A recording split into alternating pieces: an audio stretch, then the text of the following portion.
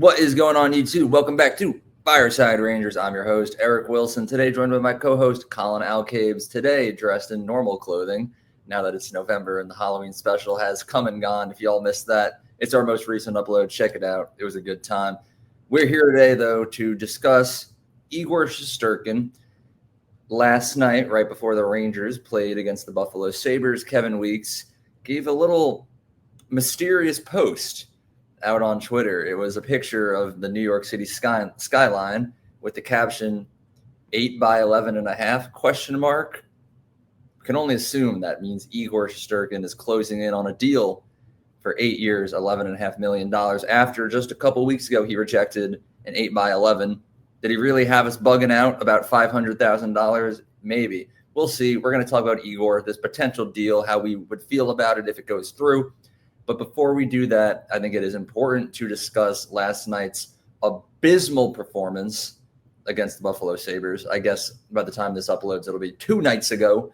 But my God, was that terrible. So we're going to talk about that. But before we do that, please make sure that you guys like, subscribe, ring that bell so you don't miss notification. Leave your thoughts down in that comment section below. Be sure to follow us on all of our social media platforms at Fireside Rangers for daily content and updates. And yeah, Colin, how you doing today, my friend? And I guess just tell me about this game against the Sabres.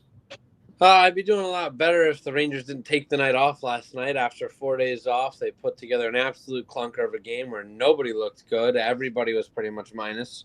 Will Cooley puts in a goal just so we don't get embarrassed entirely with the shutout. But Igor, I mean, he's allowed to have bad games, but by my God, was that a terrible game. Barely over a 500 save percentage to the 583, taking his season save percentage from a 946, which is beyond elite, to a 920, which is still elite, but like took a big hit. 5 goals on 12 shots. Just ugly, ugly stuff. Definitely a tough pill to swallow. I was super excited last night. After not playing for a couple of days, I was starved for Rangers hockey, and that was what we got. So it's definitely tough, and especially when you're talking now contract and you're haggling over 500,000, which I know for like the average person that's a lot of money, but for these NHL guys, it's a drop in the bucket at the end of the day, and he's haggling over 500K. And then the same night that gets put out, he goes and he puts up an absolute clunker. Definitely a tough look, and I think that my uncle brought this up yesterday. So shout out to my Uncle Tom here, but he was saying how no matter what, if he signs this deal at 11 or 11 and a half, if he signs with the Rangers, no matter what, anytime he has a bad game, they're going to be like, that's what we're paying him for. We do it every time in the chat. Yesterday, we were grilling him. We were saying, this is what he wants. He wants 11 and a half for this. And it happens every time. And I bet you Rangers fans across the nation are saying the same thing every time he lets in a goal, an absolute muffin. It's like, this is what we're going to pay 11 and a half mil for? It's like, it's tough, and it'll always be held against him. Obviously, he's an elite goaltender, and I'm not saying that I don't want him. He's phenomenal, and he has taken his game to another level outside of last night. But I feel like every time that he falters, it's always going to come back to the money. So that's something that he's going to have to live with for the entirety of his career. Like, you're right, but I feel like we do that with every player. Like, if Panarin has a bad game, we're like, what, 11.6 for that? Like, Mika Zibanejad, we're like 8 million for that. Yeah, but they didn't like nickel and dime us. You know what I mean? Like they took reasonable deals. I mean, well, Panarin was reasonable at the time when he signed it. It was like wasn't the worst deal in the world. I think it aged well. I think it's still aging well, considering he just put up 130 points last season or something like that.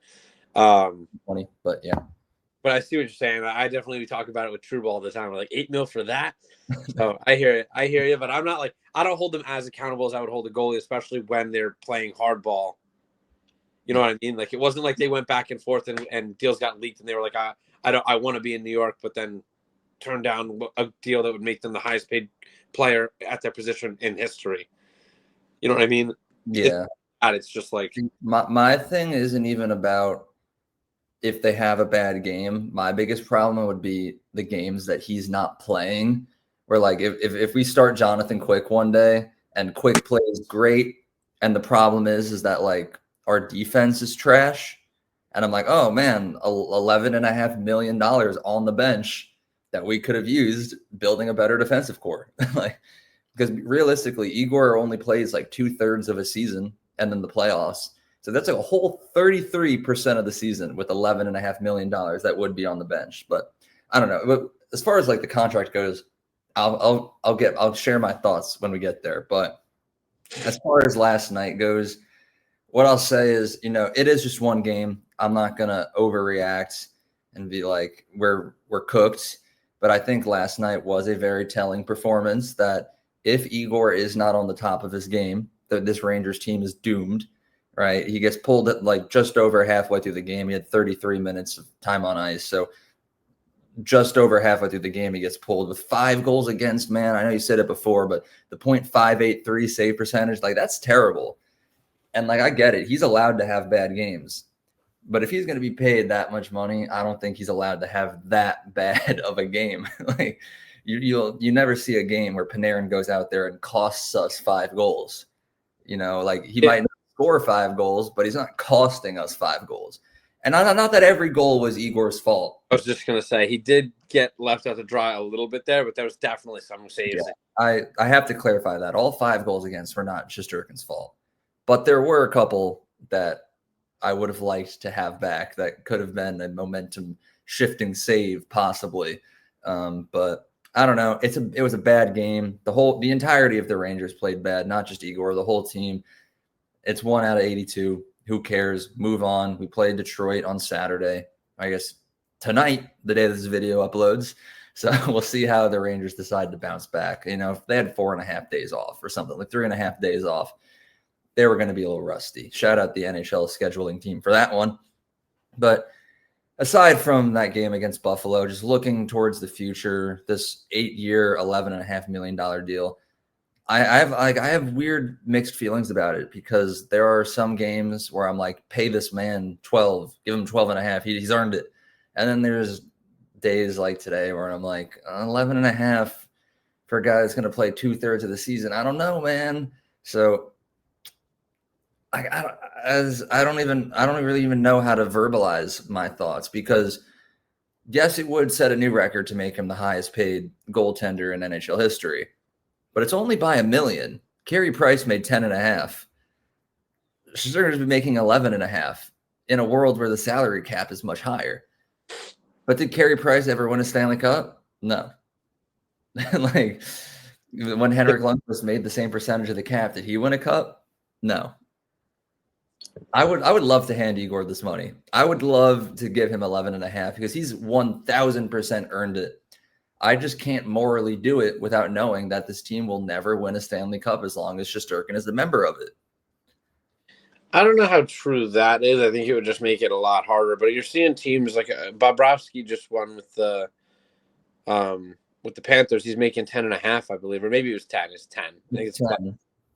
But like it is possible. I mean, you're starting to see teams now. Forever, it was no team had ever won with a player making over 10 mil, and now the last 3 years. Or maybe the last 2 years, teams have won with players making over 10 mil. So it's definitely starting to shift. And I don't think that it's like impossible, but it's definitely tougher when that player is a goalie because like forwards, especially superstar forwards, demand so much money now. And they definitely, while goalie is probably the most important position on the ice, you obviously need guys to go out there and score. Like goalies can't go and score clearly, unless, it's the empty netter, which Shesterkin has not gotten yet, but he's close.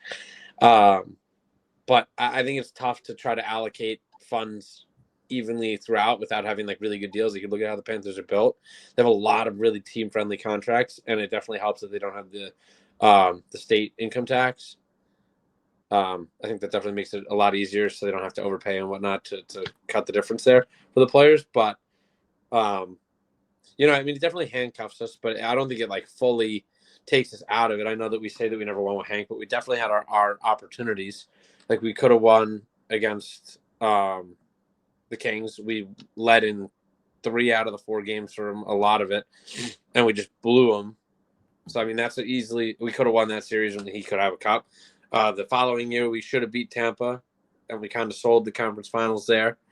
And then on the run, we beat the Canadiens in the first round. We lost to the Sens in the that was my least favorite series ever against the Senators. I hated that. That was a brutal showing. Like it was another series where we could have won and made a run, and we didn't. So it's not like it's impossible. Like we definitely had our window, we just missed it. and it definitely makes the window a lot more narrow. But like you look at those teams and how they were built, we still had the superstars, we still had the goalie, our decor was really good. So it is possible because the percentages were the same with the cap that it was. Like it just makes it a lot harder, and it's just going to make Drury's job a lot harder. But it's like, why make it harder when we can just not do it? Yeah. Well, if I had the choice between easy or hard, I'm picking easy. Yeah. Right? But unfortunately, when the person who's making the money, he's going to pick hard, but he wants his bread. And I don't know. As you said, he deserves it. Like I agree that like it's definitely tough to pay him that amount. And I think that when I made my first prediction of what the contract was going to be, I said I wouldn't go over 10.5, but I'd do 11.5. It'd be silly not to haggle over $1 million. That's like a shitty fourth liner. And we have like we're luckily like we have like the Edstroms and the Bronzinskis and guys like that who can come up for like basically league minimum and do just that with the money that you save on those guys who are NHL caliber fourth liners. I mean, and whatnot. That's going down a rabbit hole though, because if you're like, oh, 1 million, that's just a terrible fourth liner. Well, let's make it 2 million. Let's go up to 12.5. That's just a mediocre fourth liner. Oh, that's 13.5, and you got a Barclay Goodrow. But that's not what he's asking for. Well, who knows?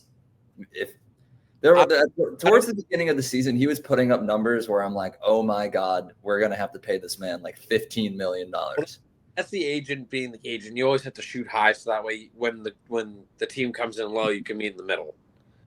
The higher, more likely the middle is a little bit higher than you would like. You know what I mean? If you ever watched Pawn Stars with my guy Rick Harrison, you know that the haggling process always starts. How do you have that on hand?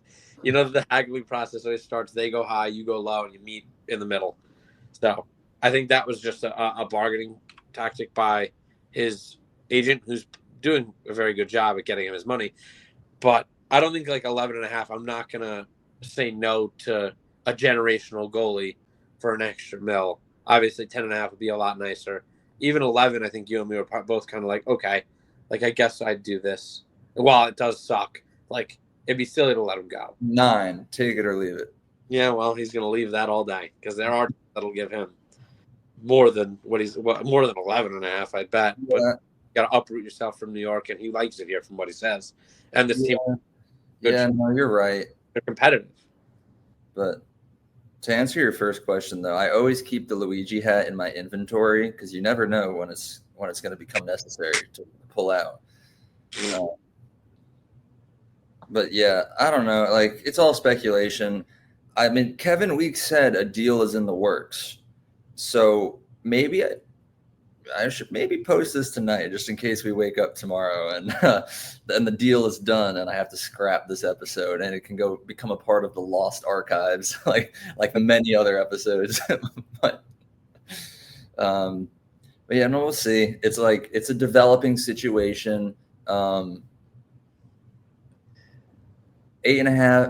by 11.5. I wouldn't hate it, but I don't think I would love it either. I would just be content. So we'll see. I also feel comfortable giving him the deal now. I want to preface this because I think the last time we talked about it a lot from your not been signed.